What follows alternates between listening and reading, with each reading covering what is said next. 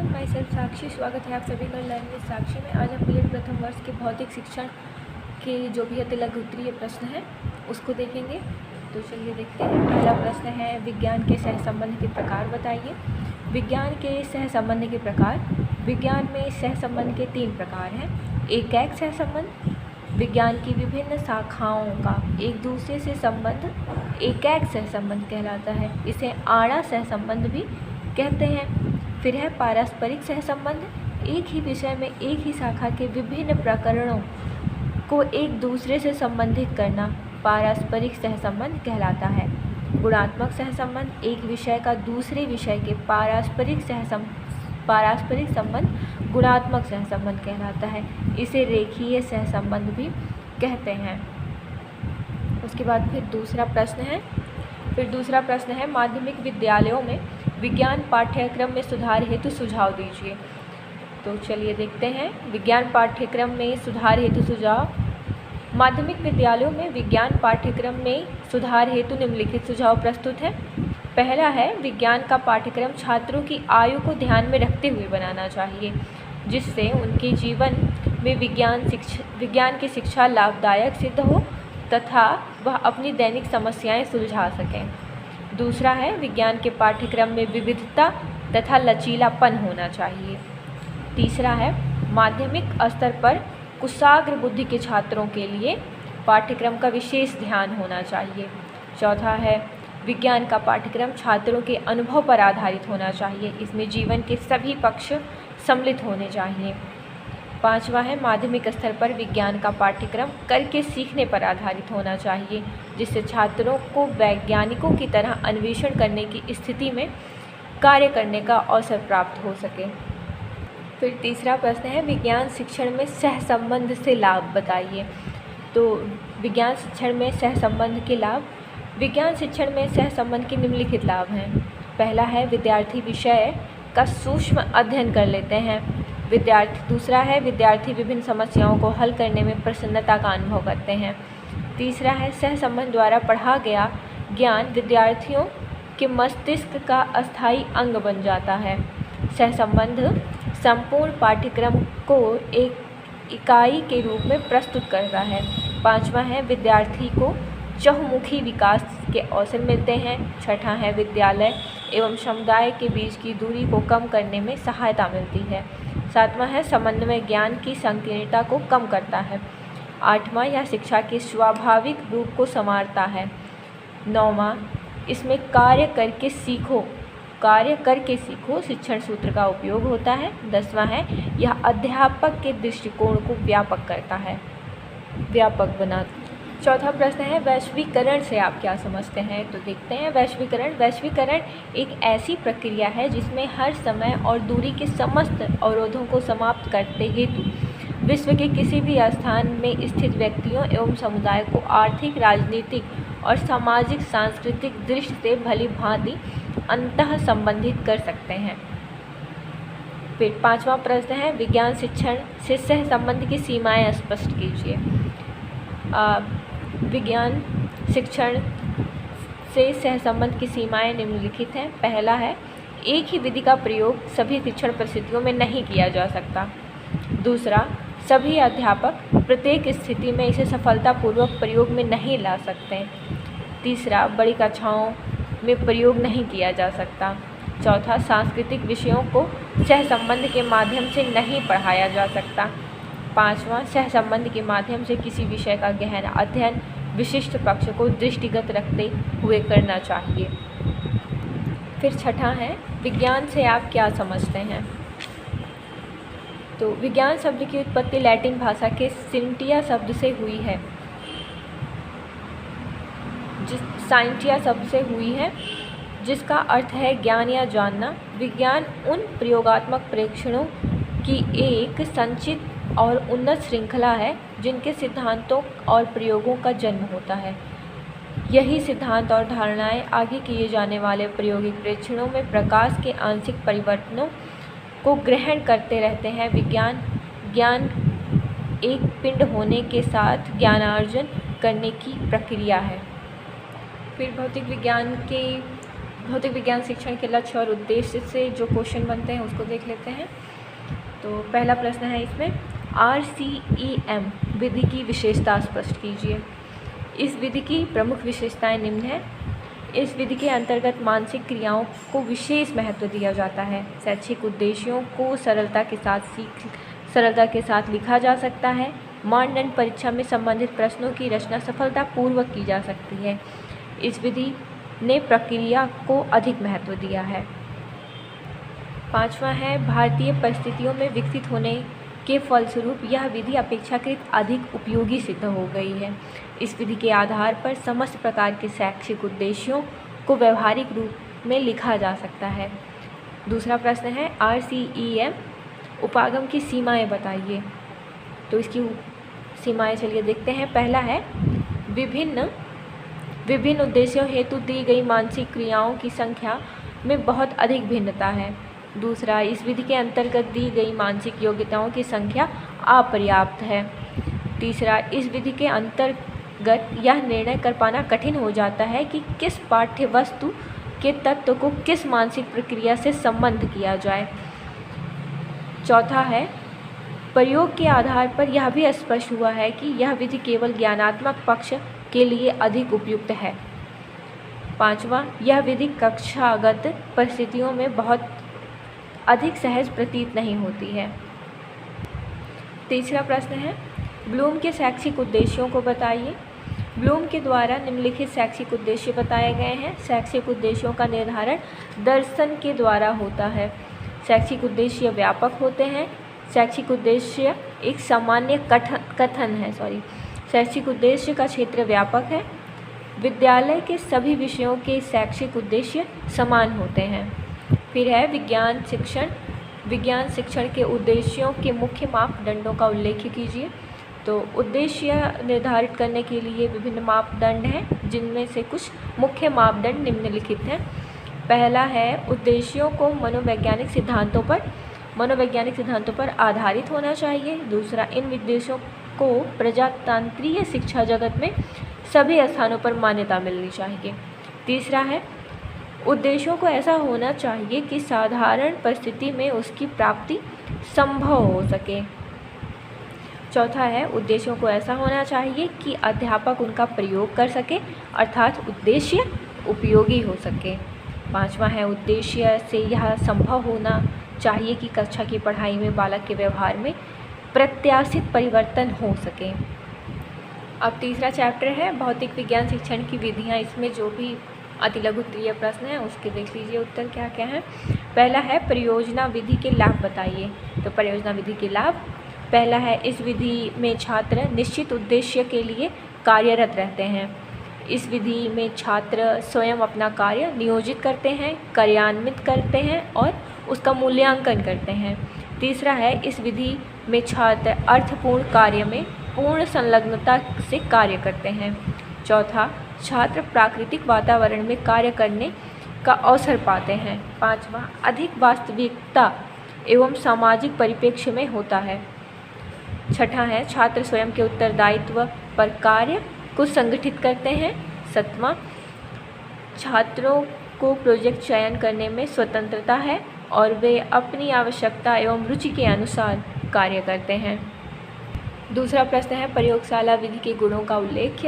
तो प्रयोगशाला विधि के गुण, पहला है, यह विधि करके सीखने के सिद्धांत पर आधारित है। बालक का अधिकाधिक ज्ञानेंद्रियों के प्रयोग का अवसर मिलता है। इस प्रकार प्राप्त ज्ञान अस्थायी होता है। इस विधि के द्वारा हम बालकों में वैज्ञानिक विधि में प्रशिक्षित कर सकते हैं। तीसरा है, बालकों में निरीक्षण, परीक्षण, चिंतन, तर्क आदि कुशलताओं का विकास किया जा सकता है, जो विज्ञान शिक्षण के प्रमुख उद्देश्य हैं। चौथा है, इसके द्वारा बालकों में वैज्ञानिक अभिवृत्ति का विकास किया जा सकता है। पांचवा है, इस विधि द्वारा बालक में आत्मविश्वास एवं स्वावलंबन की भावना को भी विकसित करने में सहायता मिलती है। विज्ञान शिक्षण की ह्यूरिस्टिक विधि की सीमाएं स्पष्ट कीजिए। अब ह्यूरिस्टिक विधि की सीमाएं क्या हैं? यह विधि अधिक समय लेती है एवं महंगी होती है। दूसरा है, इस विधि में छात्र से शोधकर्ता के रूप में आशाएं अधिक होती हैं। तीसरा है, सामान्यतः विज्ञान शिक्षक इस विधि में प्रशिक्षण प्राप्त नहीं होते हैं। चौथा है, यह विधि प्रयोग आधारित होने के कारण इसमें अधिक उपकरण एवं साज सज्जा की आवश्यकता होती है। पाँचवा है, पाठ्यचर्या की सीमाएं छात्रों की व्यवस्था तथा परंपरागत प्रविधियों का उपयोग इस विधि के प्रयोग में बाधक है। इसके बाद है, व्याख्यान विधि के गुणों का उल्लेख कीजिए। व्याख्यान विधि के प्रमुख गुण निम्न हैं। व्याख्यान विधि बहुत ही अल्पव्ययी है, क्योंकि इसमें एक ही अध्यापक अनेकानेक छात्रों को ज्ञान प्रदान करने में सक्षम होता है। उसे अधिक उपकरण या प्रयोगशाला की भी आवश्यकता नहीं पड़ती। दूसरा है, अध्यापक व छात्रों को कोई विशेष श्रम नहीं करना पड़ता। तीसरा है, सरल, संक्षिप्त एवं तीव्र गति से चलने वाली विधि है, जिसके माध्यम से व्यापक पाठ्य वस्तुओं को कम समय में ही शिक्षण संभव है। इस विधि में समय नष्ट नहीं होता है। चौथा है, विषय के अंतर्गत तार्किक, कर्म, क्रम, सुगमता से स्थापित किया जा सकता है। विषय के अंतर्गत तार्किक, क्रम, सुगमता से स्थापित किया जा सकता है। इसके बाद है, क्विज कार्यक्रम से आप क्या समझते हैं। क्विज कार्यक्रम क्या है, चलिए देखते हैं। क्विज कार्यक्रम बालकों में ज्ञान की परख करने का एक प्रभावशाली माध्यम है। यह प्रश्नों के उत्तर को पूछने या बालकों के ज्ञान की परख करने का एक क्रमबद्ध समयबद्ध प्रतियोगी कार्यक्रम होता है, जिसमें बालक से प्रश्नों को कई चरणों में पूछा जाता है। इस कार्यक्रम में बालकों को 2 या 2 से अधिक समूहों में विभाजित कर दिया जाता है तथा प्रश्नों को कई चरणों में विभाजित किया जाता है। प्रत्येक प्रश्न के नियम निर्देशित किए जाते हैं, जिनका अनुपालन प्रतिभागी छात्र को करना होता है। इस प्रक्रिया के अंतर्गत पूछे गए प्रश्नों के पूरा होने पर अंतिम रूप से छात्रों या दलों को उनके बताए गए सही प्रश्नों का अंक प्रदान किया जाता है।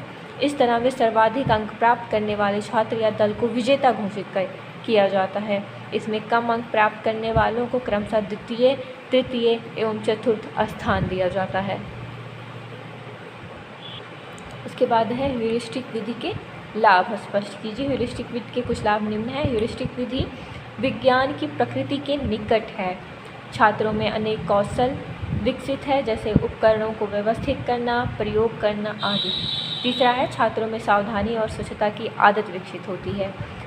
चौथा है, छात्रों में जिज्ञासा तथा खोज अभिवृत्ति का विकास होता है। पाँचवा, किसी भी कार्य को धैर्य से करने की क्षमता विकसित होती है। छठा, छात्रों में अवलोकन का कौशल विकसित होता है। यह सही एवं पर्याप्त होना चाहिए। फिर चौथा चैप्टर जो कि है भौतिक विज्ञान शिक्षण की पाठ्य सहगामी क्रियाएं, उसके अति लघु उत्तरीय प्रश्न देख लेते हैं हम। विज्ञान मेलों के महत्व को बताइए। विज्ञान मेलों के महत्व निम्न है। विद्यार्थी सामूहिक परियोजनाओं और गतिविधियों में भाग लेते हैं और वे कई प्रकार की बातें सीखते हैं जो कि कक्षा में नहीं सीखी जा सकती। दूसरा, विद्यार्थी केवल बौद्धिक रूप से विकसित नहीं होते, बल्कि वे सामाजिक, मनोवैज्ञानिक और शैक्षिक रूप से भी विकसित होते हैं। तीसरा है, इन मेलों से विद्यार्थियों की रचनात्मकता, जिज्ञासा और उपलब्धि की प्रवृत्ति को संतुष्टि मिलती है। चौथा है, विद्यार्थियों की प्रतिभाओं को मान्यता और प्रोत्साहन मिलता है। पाँचवा, विद्यार्थियों में वैज्ञानिक खोजों के प्रति रुचि का विकास होता है और वे वैज्ञानिक समस्याओं का समाधान सीखते हैं। छठा, सबसे अधिक महत्व तो विज्ञान मेलों का इसलिए है कि इनके माध्यम से वैज्ञानिक प्रतिभा की खोज की जा सकती है। फिर दूसरा प्रश्न है, विज्ञान भ्रमण के उद्देश्य स्पष्ट कीजिए। विज्ञान भ्रमण के उद्देश्य निम्नलिखित हैं। विज्ञान संबंधित जिज्ञासा को बढ़ाना। दूसरा है, विज्ञान की किसी परियोजना को शुरू करने के लिए मन स्थिति बनाना। तीसरा, कक्षा कार्य को प्राकृतिक वातावरण में समझने के लिए। चौथा, स्थानीय रुचि को विकसित करने के लिए। पाँचवा, स्थूल वस्तुओं का ठीक से निरीक्षण करने के लिए। इसके बाद है, विज्ञान भ्रमण के महत्व का वर्णन कीजिए। तो विज्ञान भ्रमण के महत्व निम्न है। भ्रमणों द्वारा छात्रों को प्रत्यक्ष अनुभव प्राप्त होता है। भ्रमणों द्वारा नेतृत्व, सहयोग, आत्मविश्वास, योजना बनाने आदि योग्यताओं का विकास होता है। तीसरा, भ्रमणों से छात्रों को विज्ञान से संबंधित वस्तुओं की संग्रह करने का अवसर मिलता है, जैसे विभिन्न प्रकार के मॉडल, चित्र आदि। इस प्रकार के भ्रमण छात्रों को कक्षा की दैनिक प्रक्रिया से मुक्ति दिलाकर कुछ आराम पहुंचाते हैं। भ्रमणों द्वारा इस प्रकार की परिस्थितियां उत्पन्न की जा सकती हैं जो पूछताछ की प्रवृत्ति को छात्रों में प्रोत्साहित करती हैं। फिर है विज्ञान संग्रहालय से आप क्या समझते हैं? विज्ञान संग्रहालय विज्ञान शिक्षण का मुख्य उद्देश्य छात्रों को अपने प्राकृतिक एवं सामाजिक वातावरण से संबंधित उन सभी तथ्यों एवं सिद्धांतों का ज्ञान कराना होता है जिनके द्वारा अपने चारों ओर की दुनिया को भली प्रकार समझ सकें और अच्छी तरह जीवन यापन कर सकें। विज्ञान संग्रहालय से हमारा तात्पर्य विद्यालय के उस स्थान से है जहाँ बाह्य जगत से एकत्रित की गई अथवा विद्यार्थी द्वारा स्वयं निर्मित वस्तुओं अथवा नमूनों को इस प्रकार व्यवस्थित किया जाए ताकि विद्यार्थी उनका निरीक्षण एवं प्रदर्शन कर संबंधित ज्ञान आसानी से ग्रहण कर सके। फिर अगले चैप्टर से है पहला प्रश्न, अच्छी शिक्षण अधिगम सहायक सामग्री की गुणों का उल्लेख कीजिए। एक अच्छी सहायक सामग्री के निम्न गुणों का होना आवश्यक है। सहायक सामग्री सुंदर, आकर्षक एवं रुचिकर होनी चाहिए, परंतु वह इतनी अधिक आकर्षक एवं सुंदर भी ना हो कि बालक उसकी सुंदरता में ही खो जाए और मूल पाठ से भटक जाए। दूसरा, सहायक सामग्री बहुत अधिक महंगी नहीं होनी चाहिए। तीसरा, सहायक सामग्री बालकों पर वांछित प्रभाव डाले एवं अध्यापन के उद्देश्यों की पूर्ति में सहायक होनी चाहिए। मात्र औपचारिकतावश सहायक सामग्री का प्रयोग उचित नहीं है।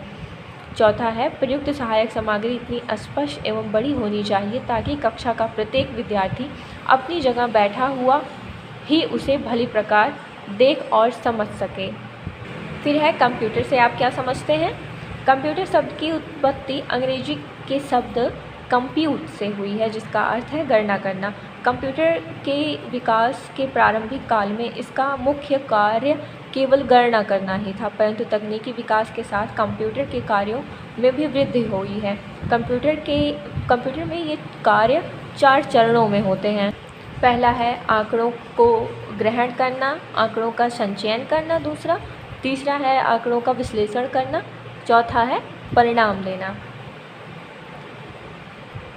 फिर है टेप रिकॉर्डर के प्रमुख लाभ बताइए। टेप रिकॉर्डर के प्रमुख लाभ निम्न है। इसका प्रयोग करना बहुत आसान है। दूसरा, इसके प्रयोग से शिक्षण में गतिमय सार्थकता आ जाती है। तीसरा है, इस प्रकार रिकॉर्ड किया गया टेप यदि प्रयोग में नहीं आ रहा है तो उसे साफ करके पुनः उपयोगी जानकारी में भरवाया जा सकता है।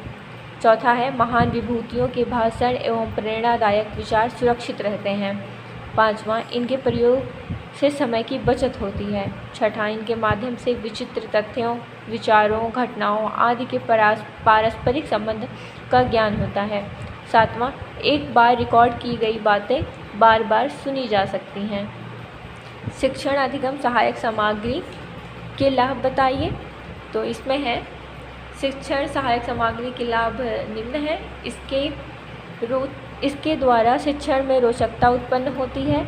इसके द्वारा प्राप्त ज्ञान अधिक स्थायी होता है। इसके द्वारा छात्रों की कल्पना, तर्क एवं निर्णय शक्ति का विकास किया जा सकता है। इसके प्रयोग से वास्तविकता उत्पन्न होती है। पाँचवां, इसके प्रयोग से छात्रों को ज्ञान प्राप्ति के लिए प्रेरित किया जाता है। छठा, इसके द्वारा छात्रों को इंद्रिया अनुभव प्रदान किए जाते हैं। फिर छठा चैप्टर है अनुदेशन हेतु नियोजन। तो इसमें जो भी अतिलघु उत्तरीय प्रश्न है इसके देख लेते हैं। इकाई योजना के घटक बताइए। तो इकाई योजना के घटक, इकाई योजना में मुख्यतः उद्देश्य, अधिगम क्रियाएं तथा मूल्यांकन क्रियाएं होती हैं। अधिगम क्रियाएं शिक्षण उद्देश्य की प्राप्ति के लिए विकसित की जाती हैं तथा शिक्षक और छात्रों द्वारा निष्पादित की जाती हैं। एक इकाई के निम्नलिखित घटक हैं। पहला है विषय, दूसरा कक्षा, इकाई के उद्देश्य अथवा अपेक्षित अधिगम उपलब्धियाँ। चौथा है प्रारंभिक क्रियाएं। पाँचवां मूल्यांकन तकनीकी। छठा अधिगम क्रियाएं। सातवां इकाई के शीर्षक एवं इकाई का संक्षिप्त परिचय। आठवां है अनुदेशात्मक सामग्री। दूसरा प्रश्न है एक अच्छी इकाई योजना की विशेषताएं बताइए। एक अच्छी इकाई योजना में निम्नलिखित विशेषताएं होती हैं। उद्देश्य स्पष्ट तथा ठीक से परिभाषित होने चाहिए। दूसरा है प्रत्येक इकाई को संभावित उप इकाइयों में बांटना चाहिए। तीसरा है इकाई योजना का संगठन विशिष्ट होना चाहिए। अच्छी इकाई योजना में छात्रों को कार्य करने के पर्याप्त अवसर मिलते हैं, वे मात्र मूक दर्शक की स्थिति में नहीं बैठे रहते। पाँचवा है अच्छी इकाई योजना के अंतर्गत छात्रों के व्यक्तिगत विभिन्नताओं का आदर किया जाता है। छठा, योजना के अंतर्गत फील्ड ट्रिप्स, पर्यटन, प्रायोगिक कार्यों आदि का भी समावेश किया जाता है। पाठ्य योजना के गुण का वर्णन कीजिए। प्रश्न है पाठ्य योजना के निम्नलिखित गुण है। पाठ्य योजना में दिनांक, कक्षा, वर्ग, विषय, प्रकरण, चक्र एवं अवधि आदि का स्पष्ट उल्लेख होना चाहिए। पाठ्य योजना स्वच्छ तथा सुंदर अक्षरों से लिखित होनी चाहिए। तीसरा, पाठ्य योजना का निर्माण शिक्षण सिद्धांतों के अनुरूप किया जाना चाहिए। चौथा है इसमें विद्यार्थियों के द्वारा प्राप्त ज्ञान का नवीन ज्ञान से सहसंबंध होना चाहिए। पाँचवा, पाठ्य योजना क्रमबद्ध एवं सुव्यवस्थित होनी चाहिए। इकाई पाठ्य योजना के लाभ स्पष्ट कीजिए। इकाई योजना के लाभ निम्न हैं। पहला है इकाई योजना से शिक्षक को समस्त विषयों का व्यवहारिक रूप से शिक्षण के लिए आयोजित करने का अवसर मिलता है। दूसरा है शिक्षक अपेक्षित उद्देश्य एवं अधिगम क्रियाओं में अर्थपूर्ण सहसंबंध देख सकता है। शिक्षक छात्रों के पूर्ण ज्ञान और अधिगम क्रियाओं से सहसंबंध स्थापित कर सकता है। चौथा है शिक्षक भविष्य की आवश्यकताओं का पूर्वानुमान कर सकता है। पाँचवा है शिक्षक आवश्यक शिक्षण सामग्री विकसित कर सकता है।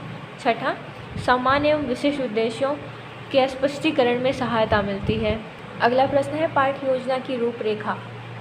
तो पाठ्य योजना की रूपरेखा, उसके बाद फिर नीचे लिखेंगे पाठ्य योजना संख्या, फिर दिनांक, विषय, कक्षा, उपविषय, कालांश, विद्यालय का नाम, प्रकरण, इसी क्रम में लिखेंगे जैसे इसमें लिखा है। उसके बाद सामान्य लक्ष्य, विशिष्ट उद्देश्य, पूर्व ज्ञान, सहायक सामग्री, प्रस्तावनात्मक प्रश्न, उद्देश्य कथन, आदर्श प्रश्न प्रस्तुतिकरण, कक्षा कार्य, निरीक्षण कक्षा कार्य, गृह कार्य। पाठ्य योजना के दोषों का उल्लेख कीजिए। पाठ्य योजना के दोष निम्न है। पाठ्य योजना अध्यापक द्वारा अपने उपयोग के लिए बनाया गया उपकरण है।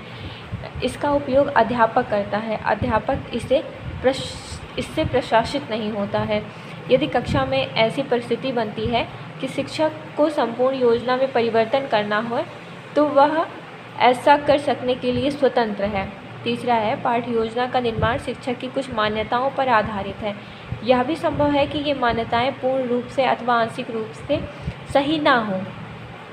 चौथा है यदि पाठ्य योजना की किसी क्रिया में छात्र अभिरुचि पूर्वेक्षा से अधिक दिखाई दे तो इस क्रिया को निर्धारित करने में लंबी अवधि तक चलाया जा सकता है। ऐसी स्थिति में यदि योजना की सामग्री नियत समय पर पूरी नहीं होती तो शेष कार्य आगामी कालांश हेतु छोड़ने के लिए शिक्षक स्वतंत्र है।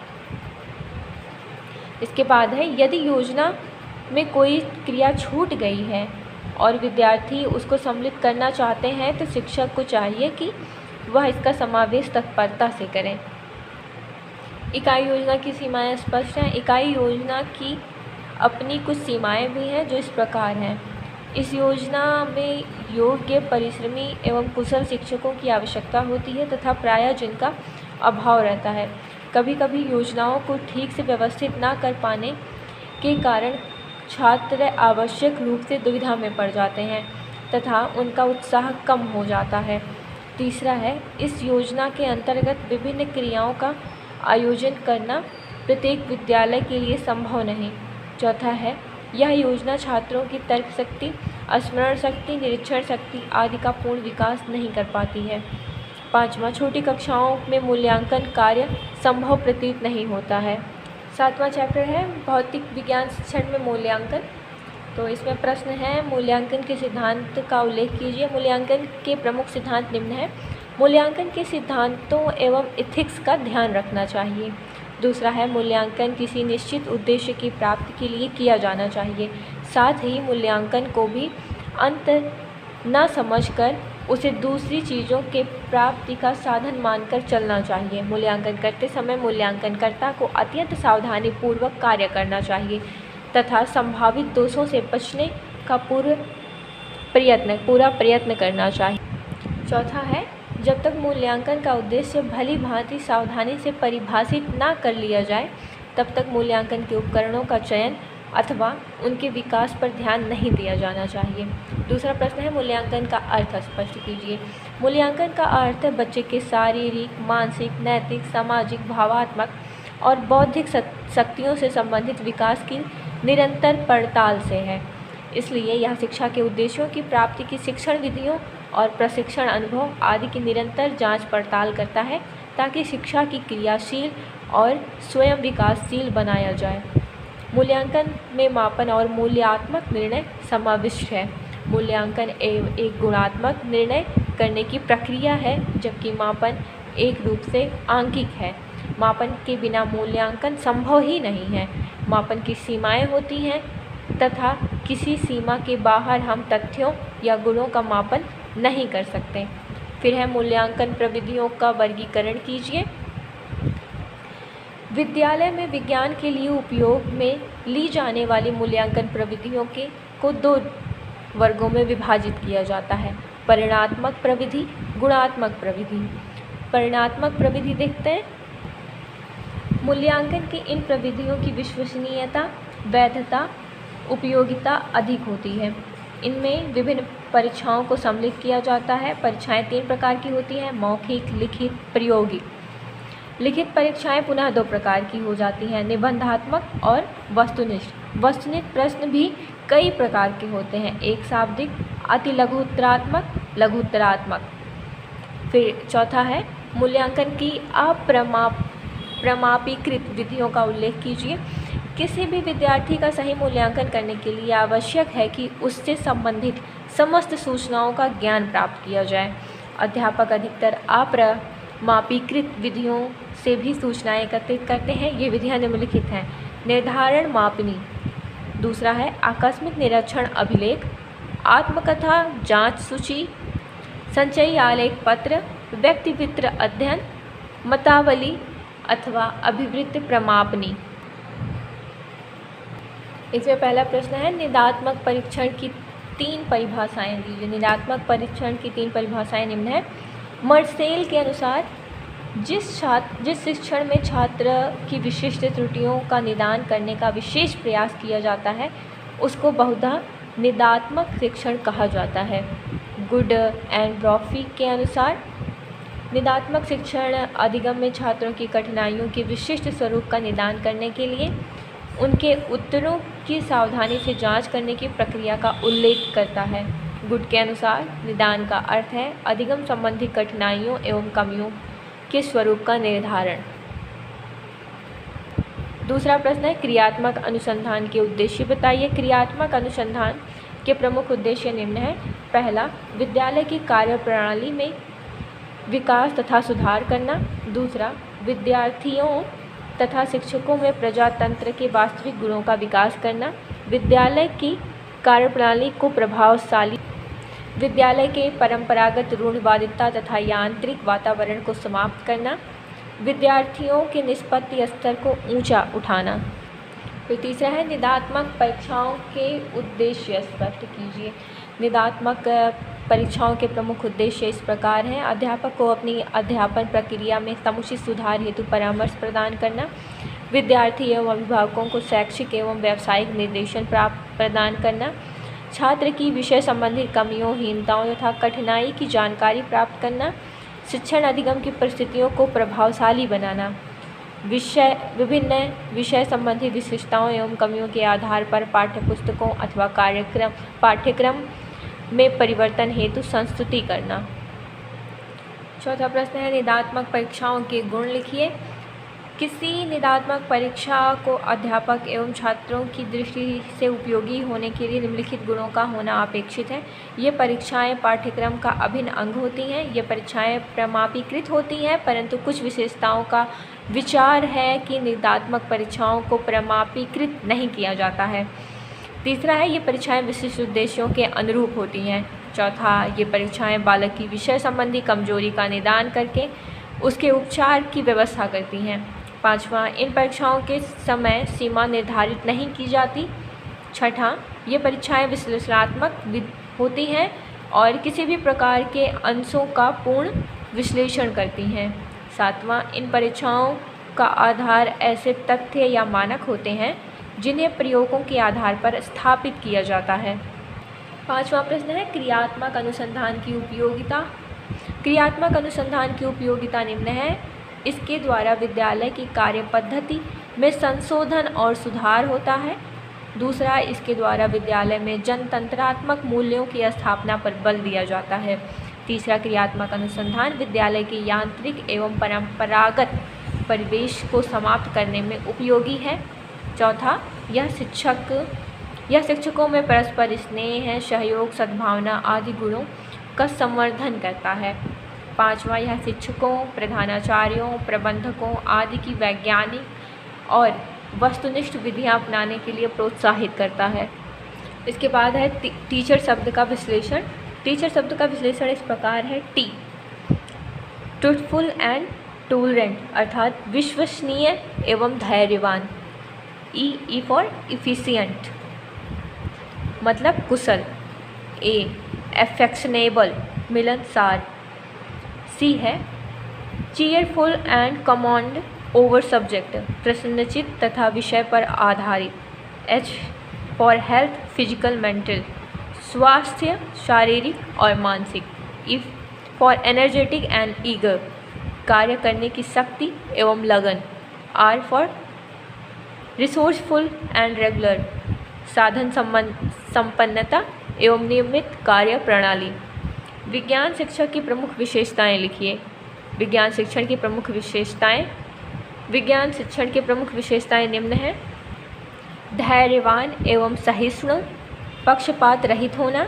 तीसरा है विभिन्न शिक्षण विधियों का ज्ञान। चौथा है नेतृत्व की क्षमता। पांचवा स्वस्थ व्यक्तित्व। छठा अभिव्यक्ति की क्षमता। सातवां आत्मविश्वास। आठवां स्वाध्याय का गुण। नौवां है पाठ्य सहगामी क्रियाओं में रुचि। 10वां है बाल मनोविज्ञान का ज्ञान। 11वां विषय में पूर्ण रुचि। 12वां विज्ञान के प्रति सकारात्मक दृष्टिकोण।